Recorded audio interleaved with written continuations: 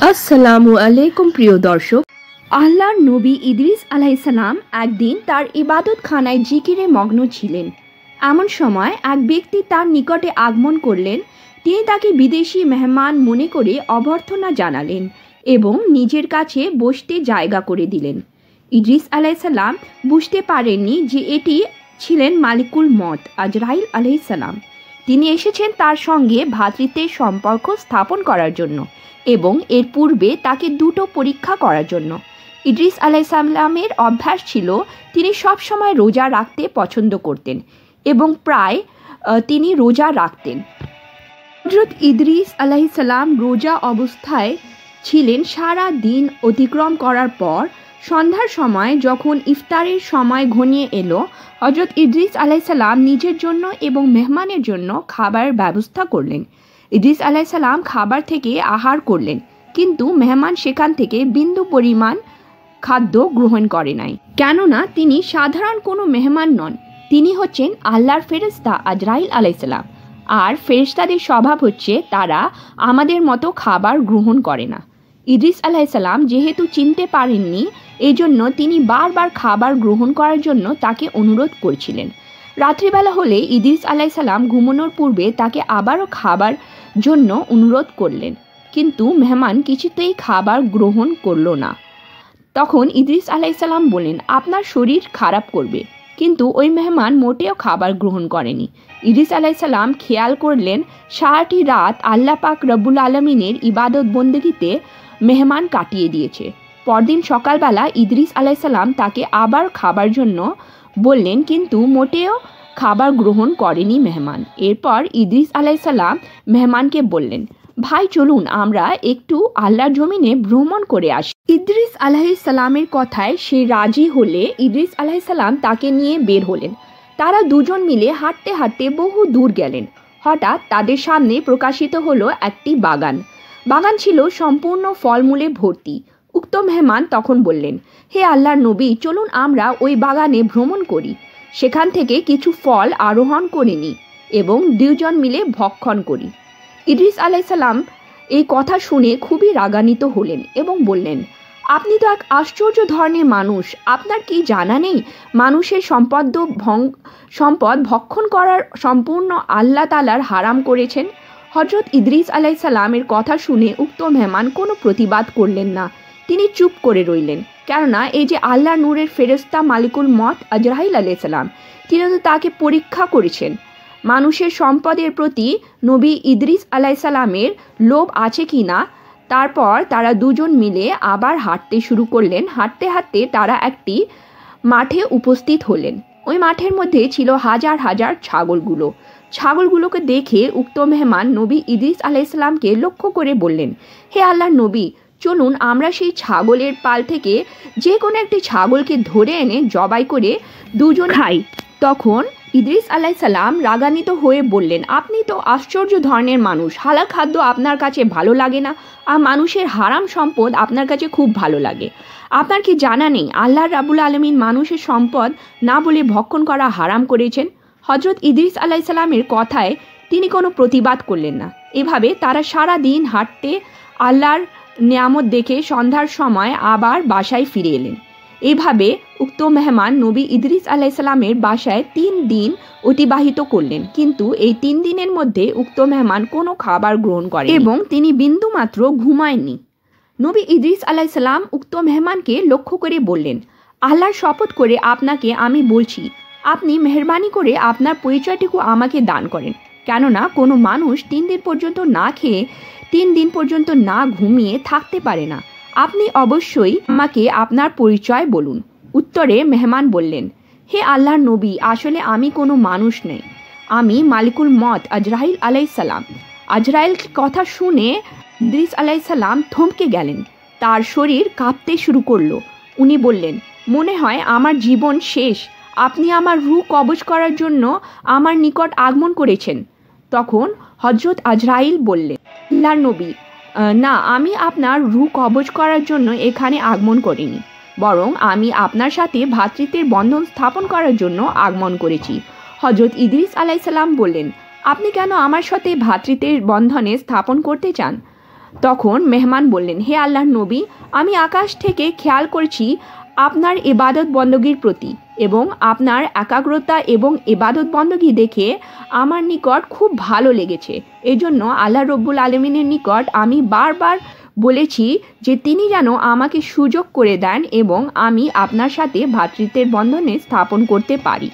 বারবার ফরিয়াদ করার কারণে আল্লাহ রাব্বুল আলমিন আর দোয়া কবুল করলেন এবং আমাকে আপনার নিকট আসার অনুমতি দান করেছেন। হযরত ইদ্রিস আলাইহিসসালাম বললেন, ওহে মালিকুল মত আজরাইল, আপনি আমার সাথে ভাইয়ের সম্পর্ক স্থাপন করতে চান, কিন্তু আমার শর্ত রয়েছে। আপনি যদি আমার শর্ত পূর্ণ করেন তাহলে আমি আপনার সাথে ভ্রাতৃত্বের সম্পর্ক স্থাপন করব। আপনাকে আমার ভাই হিসেবে কবুল করে নেব। তখন মালিকুল মত আজরাইল বললেন, আপনার কি শর্ত? আপনি আমাকে বলতে পারেন, আমি আপনার সকল শর্ত পূরণ করতে রাজি আছি। তখন ইদ্রিস আলাইহিসসালাম বললেন, আপনি যদি আমার জান কবজ করেন তাহলে আমি বুঝতে পারবো মরণের যন্ত্রণা কত বেশি, আর এটা স্মরণ করে আমি আল্লাহর ইবাদত আরও বেশি পরিমাণে করতে পারবো। হযরত আজরাইল বললেন, হে আল্লাহর নবী, যদিও এটা আমার দায়িত্ব, তবুও আল্লাহর হুকুম ভিন্ন আমি কারো জান কবজ করতে পারি না, আর এখন আপনার মতো সময় হয়নি। হযরত ইদ্রিস আলাইহিসসালাম বললেন, আপনি আল্লাহর নিকট ফরিয়াদ জানান, আল্লাহ যেন আপনাকে হুকুম দান করেন। মালিকুল মত আল্লাহ রাব্বুল আলমিনের কাছে ফরিয়াদ জানান। তখন আল্লাহ হযরত ইদ্রিস আলাইহিসসালামের রূহ কবজ করার অনুমতি প্রদান করলেন। হযরত আজরাইল তখন ইদ্রিস আলাইহিসসালামকে বললেন, হে আল্লাহর নবী, আল্লাহ রাব্বুল আলমিন আপনাকে অনুমতি প্রদান করেছে। ইদ্রিস আলাইহিসসালাম খুব খুশি হয়ে গেলেন। তিনি বললেন, ভাই, আপনি আপনার কাজ শুরু করুন। এরপর হযরত আজরাইল ইদ্রিস আলাইহিসসালামের রূহ কবজ করার জন্য তাকে জমিনে শুইয়ে দিলেন। তাকে জমিনে শুইয়ে দেওয়ার পর ইদ্রিস আলাইহিসসালাম মৃত্যুর স্বাদ উপভোগ করা শুরু করলেন। হযরত আজরাইল খেয়াল করলেন যেন ইদ্রিস আলাইহিসসালামের কোনো কষ্ট না হয়, এই জন্য তিনি তারপর আস্তে আস্তে কবজ করছিলেন। তারপর সম্পূর্ণ কাজ হয়ে গেলে আল্লাহ রাব্বুল আলমিনের হুকুমে পুনরায় তার দেহের মধ্যে ফিরিয়ে দিলেন তার রূহ। অতঃপর হযরত ইদ্রিস আলাইহিসসালাম পুনরায় আবার জীবিত হলেন। জীবিত হওয়ার পর আজরাইল তাকে প্রশ্ন করলেন, ভাই ইদ্রিস, মৃত্যু যন্ত্রণা কেমন অনুভব হয়েছে? হযরত ইদ্রিস আলাইহিসসালাম বললেন, ওহে মালিকুল মত আজরাইল, আপনি শুনে রাখুন, আমার নিকট মনে হয়েছে জীবন্ত একটি ছাগলকে যদি তার সমস্ত চামড়াকে তার শরীর থেকে আলাদা করা হয় তাহলে সে যে পরিমাণ কষ্ট অনুভব করবে, আমার নিকট এর চাইতে হাজার হাজার গুণ বেশি কষ্ট অনুভব হয়েছে।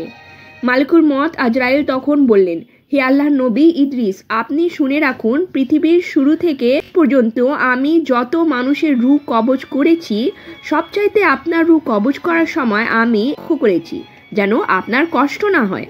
কিন্তু এরপরেও যেহেতু আপনার অনেক কষ্ট হয়েছে, এই জন্য আমি আপনার নিকট ক্ষমা প্রাপ্তি, মেহরবানি করে আপনি আমাকে আমার দৃষ্টিতে দেখবেন। হযরত ইদ্রিস আলাইহিসসালাম বললেন, মালিকুল মত আজরাইল, আপনি যেহেতু ইচ্ছে করে আমাকে কষ্ট দেননি, এই জন্য ক্ষমা চাইতে হবে না।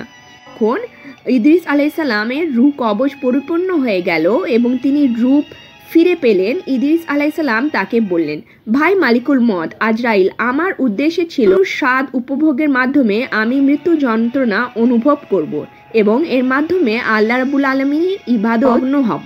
যেহেতু কবজ করার যন্ত্রণা অনুভব করতে পেরেছি, আর একটু অনুরোধ হচ্ছে, আপনি আল্লাহ রাব্বুল আলমীর নিকট আমার পক্ষ হয়ে ফরিয়াদ করবেন, আল্লাহ রাব্বুল আলমিন যেন আমাকে জাহান্নাম দেখার একটু ব্যবস্থা করে দেন, যেন জাহান্নামকে স্বচক্ষে দেখে আমি আল্লাহ রাব্বুল আলমিনের আরও বেশি পরিমাণ ইবাদত বন্দগি করতে পারি। মালিকুল মত আজরাইল যখন আল্লাহ রাব্বুল আলমিনের নিকট ফরিয়াদ জানায়, আল্লাহ রাব্বুল আলমিন তাকে অনুমতি প্রদান করলেন। তখন ইদ্রিস আলাইহিসসালামকে তিনি নিয়ে গিয়ে জাহান্নামের স্বচক্ষে দেখে আনেন। মালিকুল মত আজরাইল বললেন, হে আল্লাহর নবী, আপনি আমার সাথে চলুন, আল্লাহ রাব্বুল আলমিন অনুমতি প্রদান করেছেন যেন আপনাকে জাহান্নাম থেকে আনি। এরপর মালিকুল মত হযরত ইদ্রিস আলাইহিসসালামকে নিয়ে রওনা হলেন, আর দুজনে মিলে যেতে যেতে আল্লাহ রাব্বুল আলমিনের তৈরি জাহান্নামের নিকট গিয়ে উপস্থিত হলেন। জাহান্নাম দেখে, জাহান্নামের ভয়াবহতা এবং শাস্তি দেখে হযরত ইদ্রিস আলাইহিসসালাম একটি চিৎকার দিলেন এবং তিনি বেহুশ হয়ে গেলেন। হযরত ইদ্রিস আলাইহিসসালাম সম্পূর্ণ জাহান্নাম দেখার পরে তিনি দু চোখে পানি ছেড়ে দিলেন এবং কাঁদতে শুরু করলেন। জাহান্নামের ভয়াবহ অবস্থা, জাহান্নামের শাস্তি সবকিছু দেখার পরে ইদ্রিস আলাইহিসসালাম আজরাইলকে বললেন, ভাই আপনি আমাকে মৃত্যুর যন্ত্রণা এবং স্বাদ গ্রহণ করিয়েছেন, আপনি আমাকে জাহান্নামও দেখিয়েছেন। এই দুটোর মাধ্যমে আমার হৃদয় আল্লাহ রাব্বুল আলামিনের ইবাদত বন্দগি বেশি বেশি করার জন্য ইচ্ছা হচ্ছে। যতদিন বেঁচে থাকি আল্লাহ রাব্বুল আলামিনের ইবাদত বন্দগি করব। আমার উম্মতদেরকে সবসময় বোঝাবো যে আমি স্বচক্ষে জাহান্নাম দেখেছি এবং মৃত্যুর যন্ত্রণা আমিও স্বাদ গ্রহণ করেছি। মৃত্যুর যন্ত্রণা খুবই কঠিন এবং জাহান্নাম খুবই ভয়াবহ একটি স্থান, সেখানে শাস্তি সহ্য করার মতো ক্ষমতা কারণ নেই। এরপর হযরত ইদ্রিস আলাইহিসসালাম মনে মনে একটি ফন্দি আঁটলেন, যে ফন্দি এবং কৌশলের কথা তিনি আজরাইলকে বুঝতে দেবেন না। আজরাইলের হাত ধরে তখন ইদ্রিস আলাইহিসসালাম বললেন, ভাই আপনার নিকট আমার আরেকটি অনুরোধ রয়েছে। মেহেরবানি করে ভ্রাতৃত্বের বন্ধনের কারণে আপনি যদি আমার আরেকটি অনুরোধ কবুল করতেন। তাহলে আজরাইল আলাইহিসসালাম হেসে বললেন, আপনার আবার কি অনুরোধ? হযরত ইদ্রিস আলাইহিসসালাম বললেন, আপনি মেহেরবানি করে আল্লাহ রাব্বুল আলামিনের নিকট আমার জন্য আরেকবার ফরিয়াদ করুন, যেন আল্লাহ রাব্বুল আলামিন আমাকে স্বচক্ষে জান্নাত দেখার একটু ব্যবস্থা করে দেন। বারবার যখন ইদ্রিস আলাইহিসসালাম অনুরোধ করছিলেন, তখন মালিকুল মত আজরাইল আলাইহিসসালাম আল্লাহ রাব্বুল আলামিনের নিকট ফরিয়াদ জানালেন, আল্লাহ আপনার নবী জান্নাত চোখে দেখতে চাইছে। মালিকুল মত আজরাইল আলাইহিসসালাম যখন আল্লাহ রাব্বুল আলামিনের নিকট ফরিয়াদ করলেন, আল্লাহ রাব্বুল আলামিন তখন হযরত ইদ্রিস আলাইহিসসালামকে অনুমতি দান করলেন। হযরত ইদ্রিস আলাইহিসসালাম আল্লাহ রাব্বুল আলামিনের তরফ থেকে অনুমতি পেয়ে শুকরিয়া আদায় করলেন এবং সেজদা করলেন।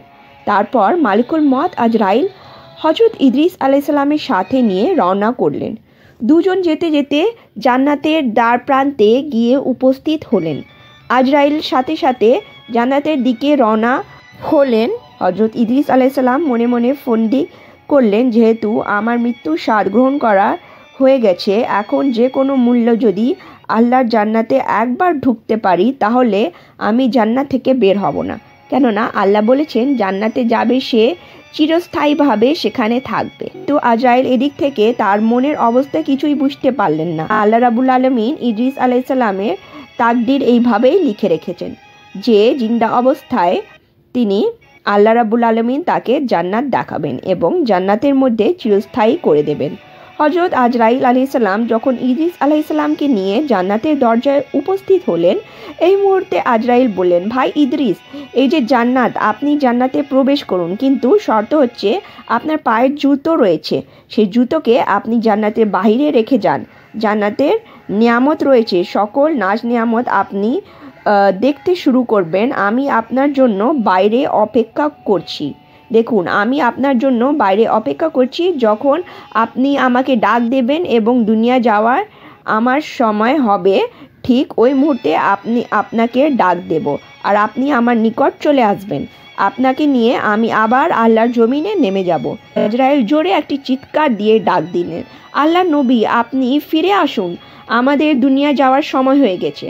এখন আমরা দুনিয়ার দিকে রওনা দেব এবং আপনাকে দুনিয়ায় রেখে আমি আমার কর্মে ব্যস্ত হয়ে যাব, কেননা আল্লাহ রাব্বুল আলামিন বিশাল দায়িত্বের বোঝা আমার মাথায় উপর রয়েছে। ইদ্রিস আলাইহিসসালাম আজরাইলের কথা শুনে জুতা বাহির রাখলেন এবং আল্লাহ জান্নাতে প্রবেশ করলেন। আল্লাহ জান্নাতের বড় বড় নিয়ামত ও সৌন্দর্য, জান্নাতের যত আরাম আয়েশ বিলাসিতা, সব কিছু ইদ্রিস আলাইহিসসালাম এক এক করে উপভোগ করতে লাগলেন। জান্নাতের নাজ নিয়ামত তিনি যতই দেখছেন, তার চক্ষু ততই শীতল হয়ে যাচ্ছে। ইদ্রিস আলাইহিসসালাম জান্নাতে দেখছেন, আরও আল্লাহর শুকরিয়া আদায় করছেন। আজরাইলের কথা শুনে মাত্র তিনি জান্নাত থেকে পেছনের দিকে আস্তে আস্তে অগ্রসর হয়ে জান্নাতের বাইরে আসলেন। জান্নাতের বাইরে এসে জুতা পায়ে দিয়ে আবার তিনি জান্নাতের মধ্যে ঢুকে গেলেন। আর এমন কাজ দেখে আজরাইল বলল, ভাই আপনি কেন আবার জান্নাতের মধ্যে ঢুকলেন? আমাদের তো এখন দুনিয়া যেতে হবে। আপনার সাথে আমার শর্ত ছিল আপনি যেন আবার ফিরে আসবেন। তখন আজরাইল বললেন, তো আপনি একটা বিষয় ভুলে গিয়েছেন। আল্লাহ রাব্বুল আলামিনের ওয়াদা দিয়েছেন যে এরপর যদি কোনো ব্যক্তি জান্নাতে প্রবেশ করে, সে চিরস্থায়ী জান্নাতে থাকবে, কখনো সে জান্নাত থেকে বের হবে না। আমি যেহেতু মৃত্যুর পরে জান্নাতে ঢুকেছি, আমি আর জান্নাত থেকে বের হব না। ইদ্রিস আলাইহিসসালাম যখন জান্নাত থেকে বের হওয়ার জন্য অস্বীকৃতি জানালেন, তখন আজরাইল জোরাজুরি করতে লাগলেন। ইদ্রিস আলাইহিসসালামও নাছোড় বান্দা, তিনিও যাবেন না বলে এরাদা করলেন। তখন আল্লাহ রাব্বুল আলমিনের নিকট আজরাইল বললেন, হে আল্লাহ, আপনি বললেন বলে আমি তাকে দুনিয়া থেকে জান্নাতে এনেছি। সে জান্নাত ঘুরে দেখেছে, কিন্তু এখন সে জান্নাত থেকে বের হতে চাইছে না। সারা দিন আজরাইল দাঁড়িয়ে থাকলেন। তখন আল্লাহ রাব্বুল আলমিন বললেন, আজরাইল, তুমি তোমার কাজে চলে যাও। আমি আমার নবী ইদ্রিসের নাসিব এইভাবে লিখে রেখেছিলাম, সে জান্নাতে এইভাবে আসবে এবং জান্নাত থেকে আর যাবে না। এতদ্রব্য তুমি দুনিয়ায় তোমার কাজে ব্যস্ত হয়ে যাও। আমার ইদ্রিসকে জান্নাতের নাজ নিয়ামত সুন্দরভাবে উপভোগ করার সুযোগ করে দাও। আল্লাহ রাব্বুল আলমিনের হেকমত যখন আজরাইল বুঝলেন, তখন আজরাইল হাসতে হাসতে ইদ্রিস আলাইহিস সালামকে সালাম করে বিদায় হয়ে গেলেন।